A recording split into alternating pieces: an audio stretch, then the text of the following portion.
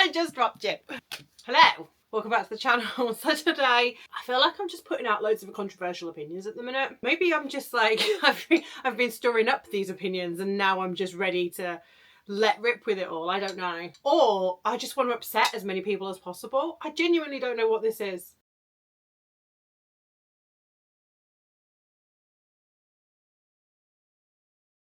You cannot go anywhere without certain books coming up on your TikTok and your social media feeds. I have challenged myself to read some books which appear a lot on TikTok and social media, and authors that appear a lot on TikTok and social media that I think I'm gonna hate. So I have challenged myself to sit down and finally read them so I can have an opinion on them. How I've approached this is I've picked books that I've either had shoved down my throat, or I've gone to look at authors that I see a lot of, but I've tried to pick books that I think I will like more, because I'm trying to give stuff a fair chance. I don't want to hate on books all the time, except for one in this pile. There is one in this pile that I want to hate, so we will see. The first book that I've picked up is Powerless. You literally can't go anywhere without Powerless being mentioned. Either good or bad. Some people love it, some people not so much. Other people cry plagiarism. It's one that I think it's the second edition I've bought of it. So I think it's finally time to get around to reading it and seeing what I think. I do kind of want to read Red Queen though, just to see, has she stolen the plot? Powerless is the first one. Ah, a goodie. Frida McFadden. She is everywhere when it comes to TikTok thrillers, booktok thrillers. Frida McFadden pumps out books. I don't know how she does it. She pumps out a lot of books a year. So we've got The Tenant to read. I quite like thrillers, so I thought a Frida McFadden book needed to be on my list. I have picked The Tenant. I've read The Housemaid before, and I didn't mind it. This is the book I think I'm gonna hate. Haunting Adeline. This is a weighty book. I like dark romance. I genuinely can enjoy some Black and the Black romance. There's things like the Twisted series, which are dark romance by numbers. I think they're like the entryway. But this is the book that ever gets recommended all the time. As soon as you say, oh, I'm looking for a dark romance book, H.D. Carlton is the person that gets mentioned the most as an author anyway on dark romance, and Haunting Adeline is, it's there. Everybody talks about it. I think I'm going to hate it. And it's a really big, hefty book for me to throw at a wall for when I get mad. If I vlog, this is the bit of the vlog that you want to watch out for. I've then picked the queen, one of the queens of contemporary romance. If you've watched any of my videos, you know that I'm not a big contemporary romance girly. However, I did pick The Love Hypothesis because I thought it's about scientists. I might enjoy it a little bit more than maybe like The Deep End. I have read 2 Ali Hazelwood books though in the past. I've got Bride and Mate, so those are the supernatural contemporary romance, and I did enjoy them. So I don't know, but I'm not sure how this one is going to be. I think I'm going to dislike it because it's contemporary romance, but I just don't know. And finally, the author that I love to hate, V. Schwab, The Invisible Life of Addie LaRue. This book, I think, has just been, it's just been awarded like the best book in a decade or something. I kind of know what it's about because everybody talks about how it's a Faustian deal for this girl that lives forever. But me and V. Schwab have a difficult relationship. Bury Our Bones in the Midnight Soil, I hated. It's like the books that everybody thinks are her books that everybody enjoys, I don't like. And the books that people are a bit meh about, like The Monsters of Verity, which are behind me, I really loved. So I don't know which way this is going to go. Genuinely don't know which way this is going to go. I'm hoping it's one I enjoy, but especially with it, you know, being voted the best book in a decade, in the last decade, but I just don't know. So I've got these 5 books that are by authors or that are books that are frequently mentioned on social medias. So I will catch up with you as I'm reading them, I guess. First book check-in. God damn it, I liked it. Olive got a little bit old. Some of the stuff that she was doing did get a little bit old, and the constant repetition from Adam with the smart ass got a bit irritating, but I liked it. I'm very mad at myself. I mean, I purposely picked this one because I thought this one I would enjoy the most out of the contemporary romance that she does, and I did. So I guess that's no surprises. So let's have a look. Which book are we doing next? We've got The Tenant, we've got Powerless, we've got Invisible Life of Addie LaRue, and we've got this. The thing is, right, I feel like this book is going to make me the maddest out of all of these books that I've got. So I don't want to leave it to the end. Oh no. This is going to be next of my books that everybody raves about and everybody loves. And let's see if I love it too, because, I'm reaching a little bit of an impasse. So I got to the last two books on my list, Powerless and Haunting Adeline. And my brain just doesn't want to read them. So I actually have DNF'd Powerless at about 50% because I just couldn't do it anymore. But I put it off so much, I read 2 books before I got to it. Now, I did start reading Haunting Adeline. I am 12 pages in. And I like the formatting of the book in itself was driving me crazy. Like these black pages I don't enjoy. And it's a 600-page book. I mean, look at it. So I'm actively procrastinating, and I'm about halfway through Weaving Shore instead. Don't judge me. We're not here for judgment. But so I need to read this book so I can finish the video, but I don't want to. But I need to read it. I need to at least give it a chance. I at least gave Powerless a chance. Powerless was just, it felt soulless. It was like all the best bits from all the like dystopian, more YA titles were all pulled and then dumped in a book. But if you do that, you need to give it something. There was a complete lack of essence. People really like it. But the bit where they have to introduce themselves to the crowd, and I was like, this is just Hunger Games. Well, it doesn't even make sense. This doesn't even make sense. Why are we doing this? And I persevered, and now they're in the jungle, forest, whatever, where they've got to survive for 6 days, and her and Kai have just like made the agreement to form an alliance after he helped nurse her back to health, and I was just bored. I just didn't have any investment. I didn't care about the characters. I didn't want to see what happened, so I took the opportunity to stop. So I DNF'd that one. So I at least need to give this a chance. I need to read at least 100 pages before I can hurl it out the window and probably take out an unsuspecting pigeon. I just don't want to. Just don't want to. Okay, so hopefully I will catch up with you after I've either read this 600-page monster or I've DNF'd, depending on how it goes. And the thing is, though, I like dark romance. I genuinely do. I think it's just because this gets talked about so much. And H.D. Carlton, people think that they're just the best author of like dark romance. Like, I feel like Haunting Adeline has got such a cult following.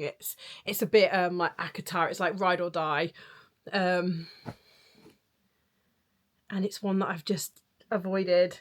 I mean, I started off my dark romance journey and I read all of the Rena Kent books, and that's like 35 books. And Kiss the Villain or whatever, the latest one's out anyway, the Vaughan and Julian book, and I just have no interest in picking it up and reading it. Just no interest. So I feel like I've moved a little bit. I feel like I've moved on a little bit when it comes to my dark romance tastes.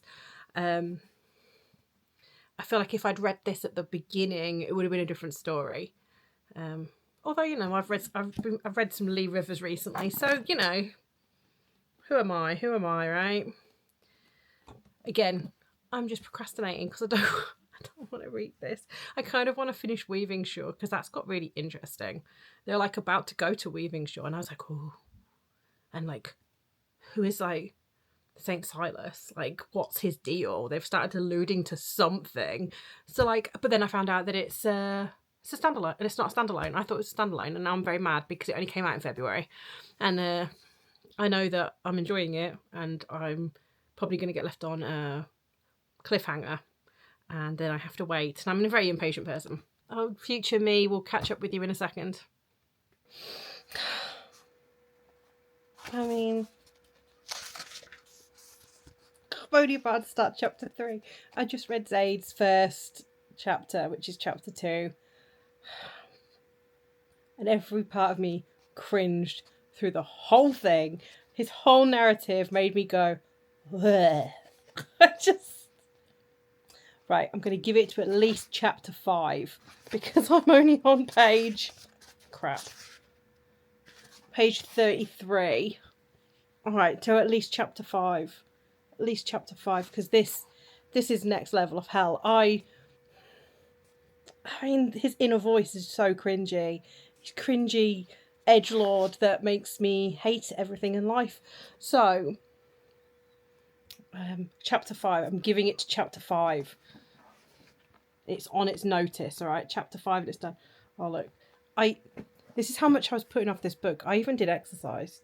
That's my resistance bands next to me. I even did exercise because that's how much I was putting off this book. Right, chapter 5. So we have finished reading the books that I picked that I didn't think I was going to like. I'm going to go through each book, talk about the things I liked, talk about things I didn't like so much, and give them an overall rating out of 10. So the first book I read then was The Love Hypothesis by Ali Hazelwood. What did I like? Do you know what? I genuinely enjoyed the story. I thought the plot was pretty fun. It moved along at a nice pace. The characters were fine. Bad. Olive started to get a little bit annoying. There were certain parts of her personality that I didn't enjoy. It felt very juvenile and immature. I don't know, Adam's personality was okay. It was a little bit too, like, I'm just grumpy for the sake of being grumpy. But it was probably a solid 7 out of 10 for me. I actually enjoyed it. Considering it's a contemporary romance, I was quite surprised. I did find myself sitting there smiling and laughing a little bit as I went along. So, good time had by all. Then I read The Invisible Life of Addie LaRue by V. Schwab. Good things. I liked the premise of the plot. I liked this Faustian deal that Addie went into. I found it interesting that people forgot her. I loved the premise. I thought the premise had a lot to it. I didn't mind Addie in herself. I didn't even mind Henry. I didn't even mind Luke, who is like the devil that she did the deal with. But I just found it really slow going. So that's what I didn't really enjoy about the book. I know people love this book, but I feel like it was over bloated. I found some of it just so slow going, and I just found myself a little bit bored. It was mainly the flashbacks because they became quite repetitive, and I know that was the point. In that every year Luke would appear to her and would ask her over and over again if she was ready to give in. I was also a bit disappointed by the end. I wasn't. I read monster romance books, so I was a lot more invested in the relationship between Luke and Addie, but I just wasn't that bothered about Henry. But I found it quite an unsatisfying ending with the relationship with Henry. Probably 5 out of 10 for me. It wasn't one of my favourites. As I said, I think at the beginning, V. Schwab's a bit hit and miss for me. And I think this one was a miss. I don't think it just wasn't quite there for me. Powerless. I said in my catch-up, which was filmed literally like an hour ago, that Powerless I struggled to pick up. I just didn't want to read it.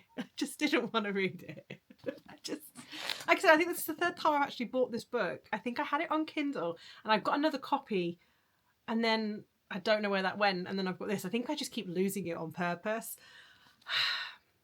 I got halfway through, and as I said in my catch-up, so before we start diving into the bad stuff, let's go about the good. It's got a nice cover. I'm really trying to think, and all I can think was I hated the names. I wasn't that fussed about Payden. I found her character a bit annoying. Didn't really like Kai. Like none of it I found, like, I don't know. Like I said, I read 200 pages of it and I was going to power through, genuinely was going to power through and finish it. And my brain went, but why? Because again, I was a bit bored and I wasn't interested in like the love triangle that they were setting up, which was not invested in that whatsoever between Kit and Kai. I didn't like the fact that it felt like it was just ripping off every single YA in IP that we've had recently. And I know I read afterwards, there's a Reddit thread, I think it's in the Red Queen subreddit, and it literally talks about all the major plot points and then says, guess which book that's from? And it's from both. And yeah, it was a DNF. Was not bothered for it whatsoever. I'm kind of glad because I think there's like another 2 or 3 after it and I didn't want to read them. So Frida McFadden, who recently, very topical, has come out with her real name and why she wears that hideous wig. But anyway, we have The Tenant. Frida McFadden, you know, it's murder by numbers, isn't it? It's murder or thriller by numbers. This one was quite interesting. It felt like there was a lot of misdirection, but you could see it was misdirection. I didn't guess what the ending was going to be. I try not to when it comes to these. But like solidly, Frida McFadden is they're at least like a 5 out of 10 really. They're popular for a reason. They're easy reads, they're not too difficult, they're not too taxing, they're enjoyable to the masses. I mean, I didn't like Krista. I wasn't that fussed about Blake. I wasn't that interested in Whitney. I mean, it was okay. I read it pretty fast because they're just easily consumable books. So if you're looking for something just to like turn your brain off, these kind of books I would class as a holiday read. They're ones that you can just sit on the beach and read and it doesn't take too much energy or time or brain power and you can just, enjoy it while you're there. 5 out of 10. All right. My nemesis. Haunting Adeline was the last one. As you can probably tell, I'm still dressed in the same things that I was, so it didn't go well. We didn't finish the 600-page book. So the good thing, the only good thing, there's 2 good things about this book. 1, it's floppy, and we love a floppy book. And 2, it's pretty hefty. As I said previously, it'd make a really good weapon. Other than that, I have got nothing good to say about it. I did my check-in about me really not wanting to read this book. And immediately went into chapter 2, which made me want to vomit in my mouth. I said I would give it till chapter 5. I actually read chapter 6 because I'd got all the way through chapter 5 and there still hadn't been another Zaid chapter. So I thought we'll keep going until we read another Zaid chapter and then we will make a decision. Chapter 6 was that blessing in disguise, and the internal monologue, the internal narrative from Zaid was so cringeworthy, I skipped every single page, trying to look for something redeeming in what he was saying to himself. But all of it made me hate him more. I just could not stand him. I'm not fussed for Adeline whatsoever. She's had somebody stalking her for weeks and leaving her flowers. And she's not got anybody in to like check all the house. She's not got locks changed. She's not put any security system in. This dumb bitch, like, seriously? Or even just, like, put some cameras up and move out for a bit. I just don't understand. I do not understand how this is one of the most popular books. I don't understand how it's in Waterstones. It's out there in retail land for the general public to buy. I don't understand why it's so highly rated and why it's so pushed into everybody's faces. There's another one that comes through this. It doesn't even end. There's 600 pages and it doesn't even end. Anyway. Rant over. So out of the 5 I've read, I enjoyed 3 out of the 5. I mean, even 2 of those were low rated because they just didn't gel with me. So I enjoyed 1, and that was The Love Hypothesis. But I think some of that is because I genuinely enjoy Ali Hazelwood's writing. I'm putting behind me because her books are up here. So I think that was partially it, that I've read some of her books before and I enjoyed them, which helps. So that was a fun experiment that I don't ever want to repeat again. I mean, I can if you want me to be tortured further, suggest books below and I'll do another video. But I really hated this, and the fact that while I was trying to read these two books, I read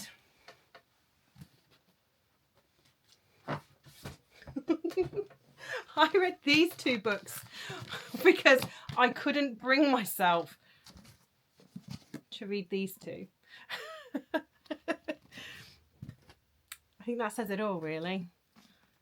I just couldn't. I would rather read about a woman that falls into a fairy realm than these. Anyway, thank you all for watching, and once again, I will see you next week.